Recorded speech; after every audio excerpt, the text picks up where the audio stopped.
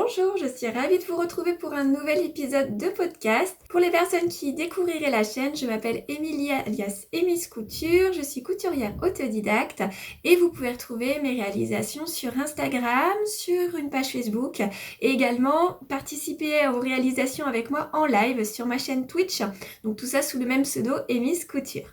Donc aujourd'hui, je viens vers vous pour vous présenter mes réalisations du mois de juin et juillet. Oui, j'ai un petit peu de retard, mais bon, c'est des périodes de vacances, je pense que vous savez ce que c'est. Donc j'ai plusieurs réalisations à vous présenter. La plupart, je les ai cousues avec vous en live sur Twitch. Et sur ces réalisations, il y a deux flops, on va dire, en tout cas des cousettes que je ne pense pas porter, ou en tout cas sur lesquelles je ne suis pas entièrement satisfaite. Donc c'est l'occasion aussi de vous montrer quelques ratés. Ça arrive à tout le monde, comme vous le savez, et c'est vrai que pour l'instant, j'ai de la chance sur les précédents podcasts, j'ai eu peu de déceptions. Donc voilà, ça peut arriver. Encore une fois, il y a des raisons, c'est souvent le choix du tissu. Donc on va voir ensemble tout ça aujourd'hui. Donc la première réalisation que j'ai à vous présenter, donc c'est une double réalisation d'un même patron. C'est une robe issue de la Coupe d'Or. Donc la coupe d'or, je vous en ai déjà parlé, vous pouvez retrouver un précédent podcast où je vous détaille un petit peu tout ça, et également des replays de live Twitch où je vous présente la coupe d'or, on trace le patron, etc. ensemble. Donc c'est cette méthode-là, un petit classeur avec pas mal de patrons que l'on trace, donc c'est une méthode de coupe.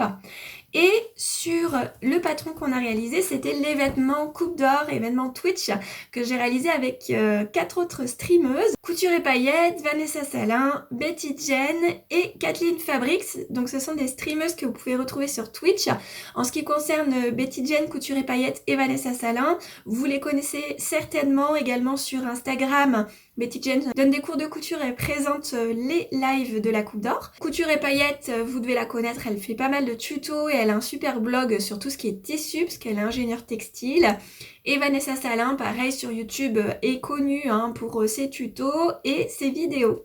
Donc on a fait ensemble cet événement Twitch, j'ai adoré, alors j'ai eu quelques petites péripéties, vous pouvez retrouver la vidéo qui clôturait le relais couture sur ma chaîne. Malheureusement je n'avais pas encore la fibre à cette époque, c'est résolu maintenant, donc ça marche beaucoup mieux au niveau du réseau. Ma partie c'était la présentation des fronces du volant de cette robe. Donc c'est une robe issue du supplément 321, donc un petit magazine qu'on achète en plus. C'était le modèle 108 du supplément 321. Donc celui-ci, c'est un modèle qu'on avait choisi en commun, qu'on a toutes réalisé ensemble lors du relais couture du 20 juin sur la Twitch. Vous pouvez d'ailleurs retrouver une des vidéos sur ma chaîne et les autres vidéos sur les chaînes de mes copines streameuses.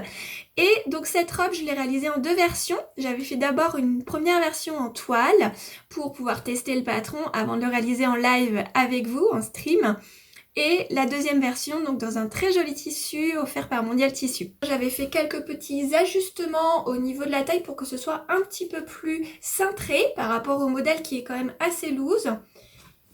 Et donc j'avais testé avec ce lin viscose de chez Dressenstoffen. Donc un lin viscose marine. C'est une matière qui est très agréable à porter. Elle est assez légère.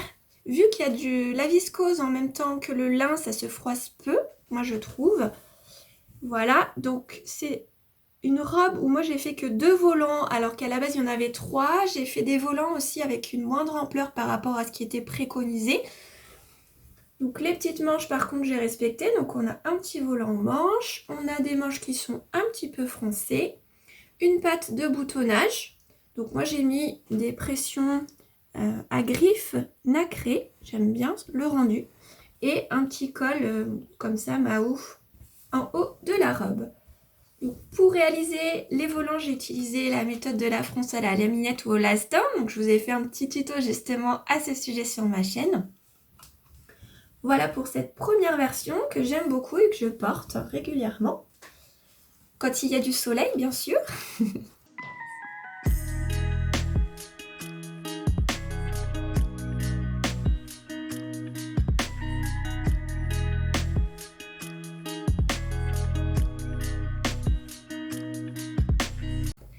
Et la deuxième version, Mondial Tissu nous avait offert gentiment du tissu pour pouvoir réaliser la robe lors de ce relais.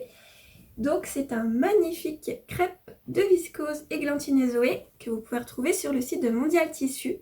Donc vous voyez, le rendu est un peu différent. On est beaucoup plus sur quelque chose de fluide. Les plis se tiennent moins. Et j'ai réutilisé les mêmes boutons pression. Donc là, j'en ai mis que 2. Normalement, sur le modèle, il y en avait 2. J'en ai mis 3 sur la première version. Et là, j'en ai mis 2. Voilà, donc on retrouve les mêmes particularités au niveau du modèle. Il y a des pinces au dos. Je ne sais pas trop si vous allez voir. Voilà, pince au dos. Et puis, pince de poitrine. Et donc pareil, j'ai fait que 2 volants au lieu de 3. Donc ça me fait une jupe qui arrive juste au-dessus du genou. Une robe qui arrive juste au-dessus du genou. Donc j'aime beaucoup ces 2 robes. Celle-ci est aussi très légère. Alors elle a plus tendance à se froisser, ce qui est logique. Là c'est du crêpe viscose, donc c'est assez fin, c'est fluide. Voilà pour cette première réalisation. Donc ces 2 robes dont je suis contente et que je porte. Et c'est un événement auquel j'ai beaucoup aimé participer, cette cohésion de team couture pour réaliser un projet commun. Et ce relais de stream était vraiment très très sympa à faire. Comme d'habitude, je vais vous mettre des vidéos portées entre chaque présentation pour que vous puissiez voir ce que cela donne sur moi.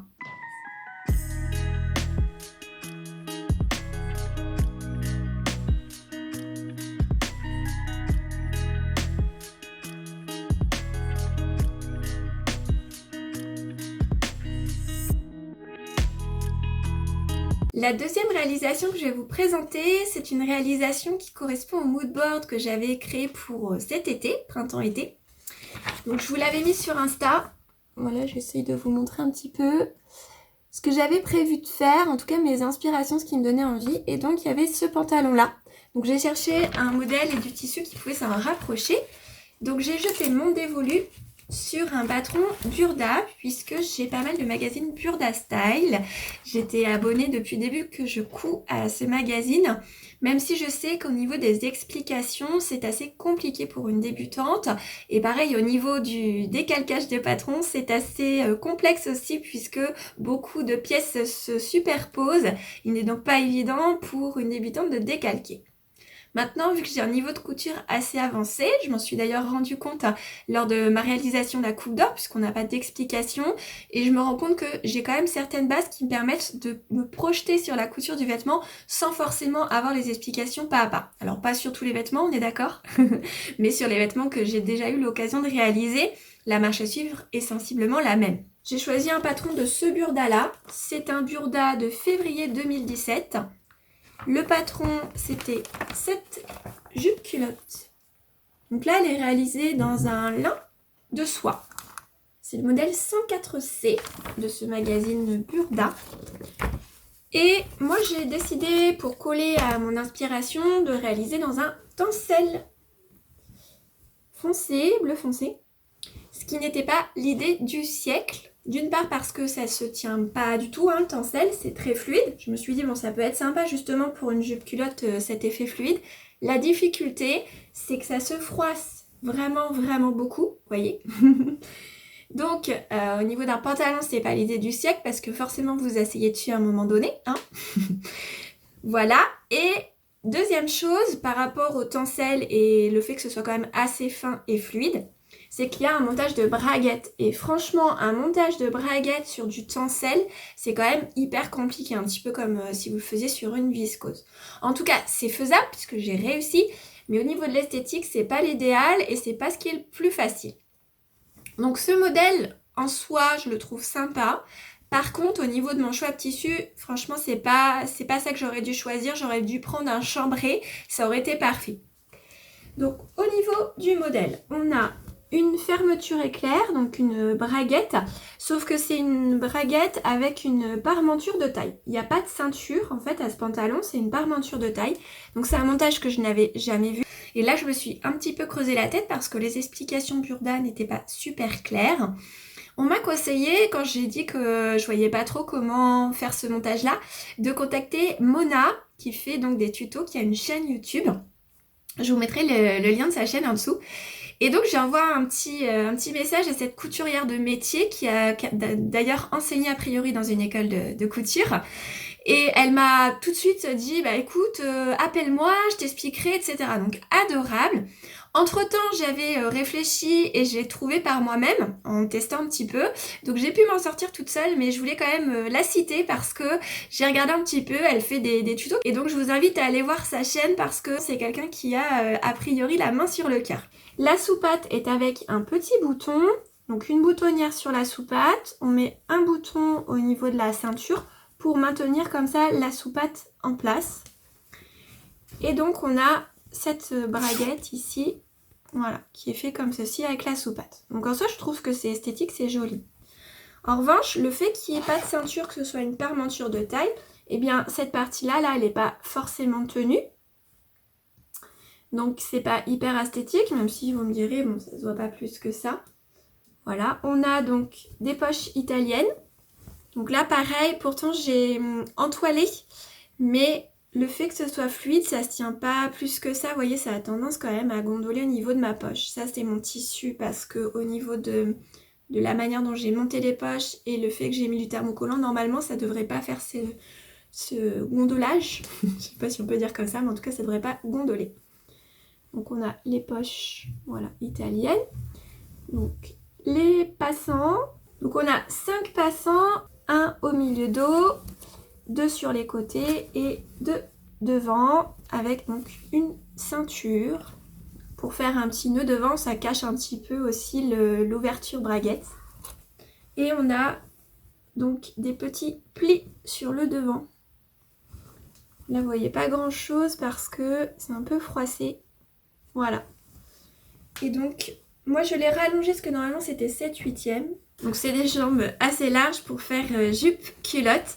Au niveau des tailles, donc ce patron, il va de la taille 36 à la taille 44. Je vous l'ai pas précisé pour la coupe d'or, je vous ai pas donné taille parce qu'en fait c'est un patron qu'on trace à partir de nos mesures. Donc là il n'y a pas forcément de taille puisque ça dépend de votre tour de poitrine et votre tour de hanche. Les petits plis, ça fait un effet spécial sur moi. Je vais vous montrer au niveau de la vidéo portée. Du coup, ce pantalon, je le porterai certainement. Par contre, je mettrai quelque chose qui descend par-dessus la ceinture. Je ne mettrai pas en avant en fait cette taille haute puisque je suis pas hyper fan du rendu. Je pense pas que je le porterai en extérieur vu comment il a tendance à froisser. Ça sera plutôt quelque chose d'agréable à porter à la maison. Donc c'est un des flops de ce podcast couture.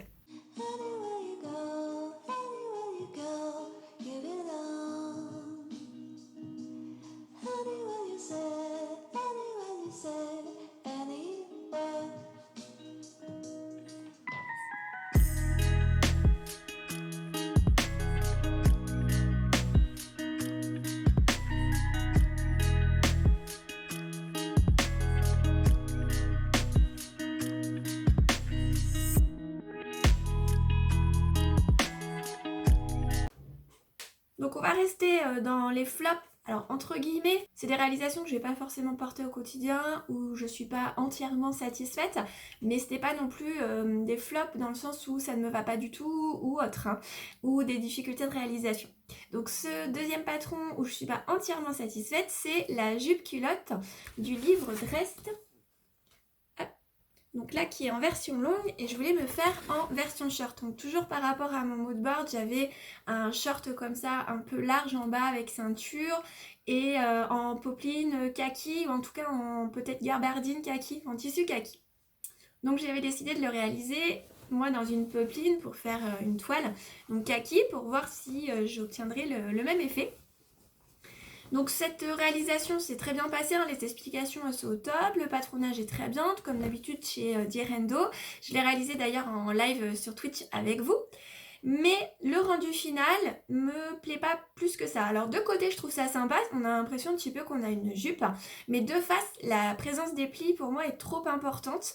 Donc ça se voit hein, sur le modèle cousu. Donc là il faut imaginer moi que ça m'arrive là.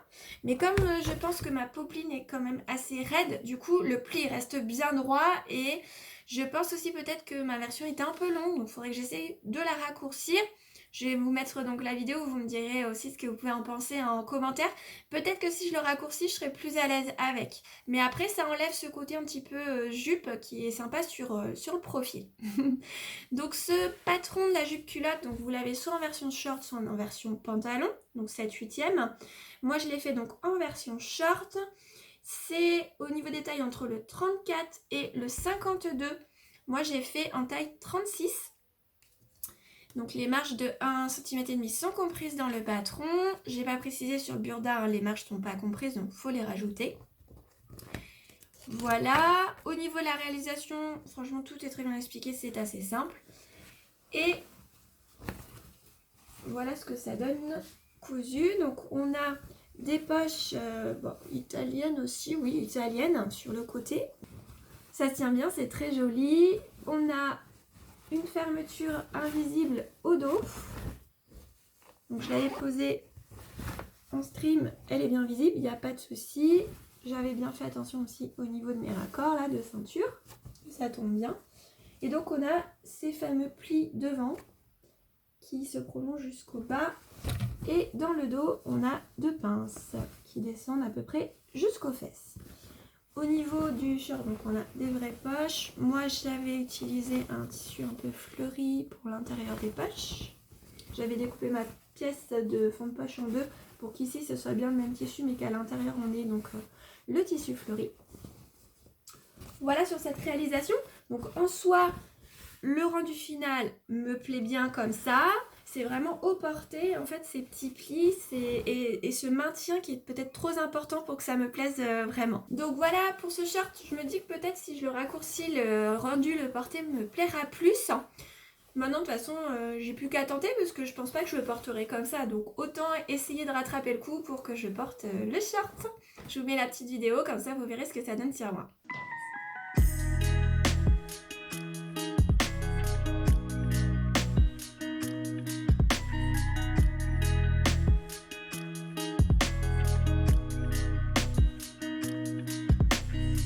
Donc après au niveau de mes réalisations, j'ai eu envie d'avoir un patron qui soit parfaitement ajusté en fait sur moi, donc à mes mesures, et j'avais vraiment une envie d'encolure carrée, de manche ballon.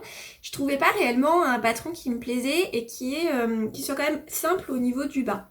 Donc j'ai décidé de me patronner ce petit haut, donc je suis partie de mon buste de base, j'ai fait des manches ballon, voilà, avec des petits bracelets de manches et cette encolure carrée. Donc j'ai fait 2-3 toiles pour trouver le bon ajustement en termes d'encolure et d'emmanchure pour pas que ça baille, que ça tienne bien. Et donc j'ai fait ces 2 tops, donc celui que je porte sur moi, je vous mettrai une petite vidéo portée pour que vous puissiez voir ce que ça donne. Et un autre, donc dans cette popeline qui vient de chez Edris & Stoffen. Donc c'est olivier, rouge, rose, orangé. J'ai fait ce top en 2 petits exemplaires. Donc c'est un patronage sur mesure, mais il y a plusieurs personnes qui m'ont demandé si j'allais sortir en termes de patron. Je ne pense pas. Parce que c'est quand même quelque chose qui est assez moulant, donc fait sur mesure, etc. Par contre, peut-être que si vous êtes plusieurs à être intéressés, je pourrais vous faire un tuto sur ma chaîne, tout simplement pour, à partir d'un top qui vous va bien, et bien comment patronner cette encolure carrée et ces manches ballon, puisque c'est assez simple. Et à ce moment-là, aller plus loin dans le tuto en vous montrant la couture, puisque j'ai fait des parmentures, la couture des bracelets de manches, etc. Donc si ça vous intéresse, dites-le moi en commentaire. Et si on est pas mal, je sais que sur Instagram, il y a déjà plusieurs personnes qui m'ont dit oui, ça m'intéresse. Si on est pas mal, à ce moment-là, je vous ferai un tuto détaillé pour transformer avec une encolure carrée, des manches ballon et vous montrer la couture de ce top.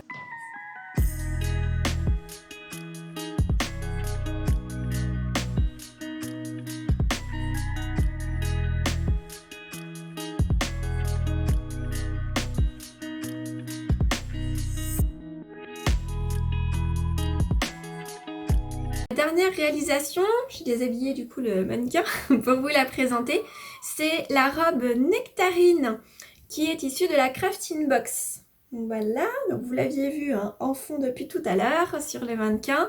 La crafting box, je vous ai fait une petite vidéo pour vous montrer le contenu. Donc comme ça, vous pouvez voir le fonctionnement de la crafting, le contenu, le prix, etc. Donc je reviens pas plus en détail dessus. Donc c'est cette jolie viscose qu'on avait dans la crafting et on avait deux possibilités de patron, la blouse pêche ou la robe nectarine. Moi je la reçois en format A0 hein, au niveau des patrons, donc c'est assez simple à décalquer. Et donc ça va de la taille 34 à la taille 48 au niveau de la crafting box. Le patron, vous pouvez ensuite le retrouver directement sur le site de Crafting, puisqu'ils vendent les patrons de manière indépendante à côté. Et de même pour cette viscose que vous pouvez retrouver également sur le site de Crafting. Donc cette robe nectarine, c'est une robe avec un décolleté assez prononcé devant. Moi je l'ai modifié, j'ai fait un ajustement pour remonter le décolleté. Donc j'ai modifié le décolleté et l'enforme, hein, puisqu'il y a une enforme devant. Des bretelles avec des petits volants qui fait tout le charme de la robe. Et avec la viscose, du coup, ça retombe sur l'épaule. C'est assez joli. Ensuite, on a donc une jupe froncée au niveau de cette robe. Je l'ai rallongée aussi au niveau du buste pour qu'au niveau de la taille, ça m'arrive vraiment sur ma taille naturelle. Sinon, ça faisait vraiment taille empire, hein, limite juste sous la poitrine de mon côté. Je suis assez grande. J'ai rallongé aussi la jupe pour qu'elle m'arrive au-dessus du genou et pas mi-cuisse pour que je sois tout simplement plus à l'aise. Et donc au dos, on a un dos très échancré qui se ferme par un petit nœud. Voilà, on a un lien, ça se ferme par un petit nœud. Alors moi, vu que j'ai rallongé le buste, on a vraiment une ouverture qui se crée au niveau du dos. Donc je fais en sorte d'avoir le nœud sur mon attache de soutien-gorge, qu'elle se voit pas trop, faut que ça se voit pas trop. Et j'ai vu que sur d'autres réalisations, le dos était complètement fermé. Donc je sais pas si c'est qu'elles ont modifié pour que ce soit totalement fermé, puisque c'est nous qui superposons en fin de compte le dos là, hop, en cousant la jupe. Donc soit elles ont vraiment superposé le dos, voire elles l'ont cousu pour qu'il n'y ait plus que une petite ouverture ici, c'est possible. Et peut-être que je ferai quelque chose comme ça parce que je suis pas forcément hyper à l'aise avec le fait que ce soit autant ouvert dans le dos. Donc pareil, à voir pour remodifier. Et puis moi, comme j'ai rallongé aussi, c'est peut-être pour ça que cette ouverture paraît plus importante que les autres. Soit c'est ça, soit je me suis plantée quelque part, mais donc j'ai réalisé cette robe avec vous en stream sur Twitch et j'ai bien suivi les explications au fur et à mesure. Personne m'a dit attention Émilie, t'es en train de faire un truc qui va pas par rapport à ce que tu nous lis. Donc je pense normalement que c'est ma modification tout simplement et peut-être que les autres personnes ont aussi modifié. Elle est super agréable à porter, la viscose est toute douce, elle est très jolie. Donc moi juste, moi peut-être moins à l'aise parce que j'ai moins l'habitude d'avoir des dos aussi décolletés. Donc comme je vous dis, peut-être que je recoudrai un petit peu derrière pour que ce soit moins décolleté. Mais sinon j'aime bien quand même le tomber, hein, je vous mettrai une vidéo. Et puis donc comme on l'a cousu de A à Z ensemble sur Twitch, c'était sympa aussi de pouvoir réaliser ça avec vous.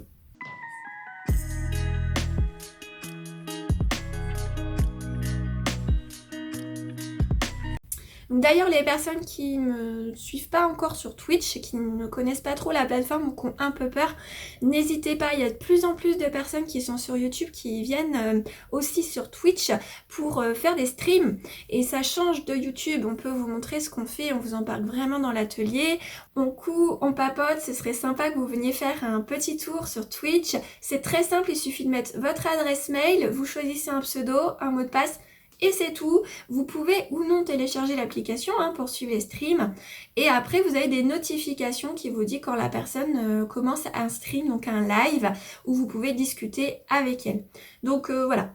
Je vous invite vraiment à aller faire un tour sur cette plateforme. Ça vaut le coup d'œil et les interactions sont sympas. D'ailleurs, si vous êtes intéressé, je vous propose qu'on couse ensemble le 26 août à 21h30 sur ma chaîne Twitch la robe Sully de With You. Donc je vous remettrai une petite image de la robe par ici. Il faut que vous achetiez le patron si vous ne l'avez pas encore avant, que vous puissiez découper le tissu pour qu'on commence la couture ensemble. Et j'ai pu avoir grâce à With You 15% de réduction sur ce patron si vous voulez le coudre avec moi. Donc le code c'est Emise Couture With You septembre, je vous le remarquerai en dessous. Ça vous permettra d'avoir 15% sur ce patron jusqu'au 2 septembre et donc de pouvoir le coudre en même temps que moi. Donc n'hésitez pas aussi à me dire en commentaire si vous êtes partante, si vous avez envie de coudre ce patron et si vous me rejoindrez sur Twitch ou pas, et me dire pourquoi peut-être pas. Je vous remercie pour les personnes qui sont restées jusqu'au bout de cette vidéo. Je vous remercie également pour tous les abonnements, les pouces en l'air, les commentaires. C'est ce qui me motive de toute façon à continuer à partager avec vous sur cette chaîne. J'espère vous avoir donné suffisamment de détails et pas trop pour les cousettes que j'ai réalisées. N'hésitez pas bien sûr s'il vous manque des choses à me poser des questions en commentaire ou m'envoyer des MP sur Insta, je réponds aussi, pour pouvoir vous apporter les réponses qui vous manqueraient éventuellement. J'espère que vous avez passé un bon moment en ma compagnie. Je vous retrouve bientôt pour un prochain podcast, peut-être entre-temps pour un tuto. Et puis, je vous souhaite de bonnes vacances. À bientôt!